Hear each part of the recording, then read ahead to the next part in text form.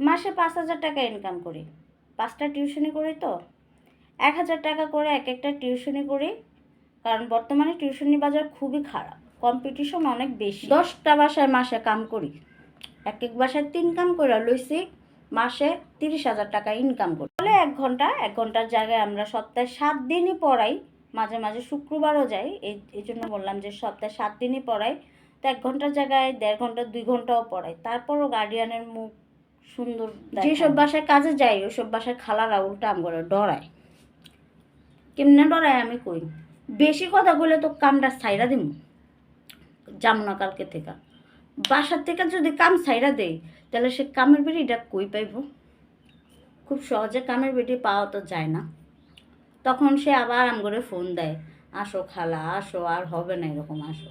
যাই, আবার তেড়িবিড়ি করলে আবার ছেড়ে দিই। কিছু কিছু বাড়িওয়ালা খাপচোর আছে, থাকলে কি আমগো তো আর কামের অভাব নেই, আমরা জেনে মন চাই হেনে যেতে পারি। আমগো প্রতি মাসে 20-25টা কামের অর্ডার আইসেই থাকে, রিকোয়েস্ট আইসেই থাকে। রিকোয়েস্টই ফিল আপ করে সারতে পারি না, আইসা আবার হেরাম দইরা আমগো লগে। বেতনের কথা বইলে না, বেতনের কথা চাইলে তারা বলে যে এই মাসে তোমার আঙ্কেলের সমস্যা হয়েছে, এই মাসে তোমার ভাইয়ার এই সমস্যা হয়েছে, 15 তারিখ দিয়ে 20 তারিখ দিয়ে এরকম।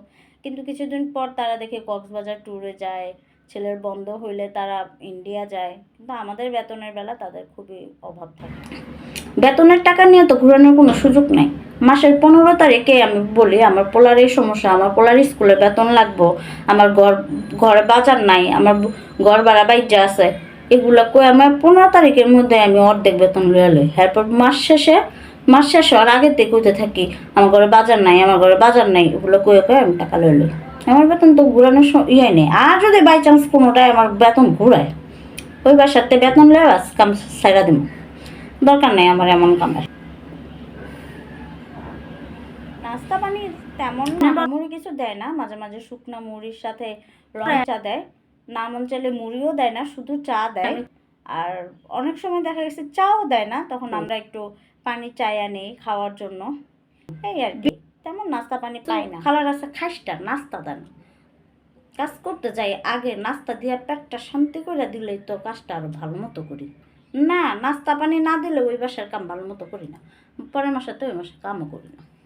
নাস্তা পানি দেয় না ঠিক মতো, এই কামটা এখন কি করবো, অন্য বাসায় করতে বাজার খুব খারাপ, নাস্তা পানি এই জন্য বাধ্য খবর আগে নিয়ে এলো। এসব বাসা বাড়ি এলিগুলো কেমন খাইসটা না ভালো।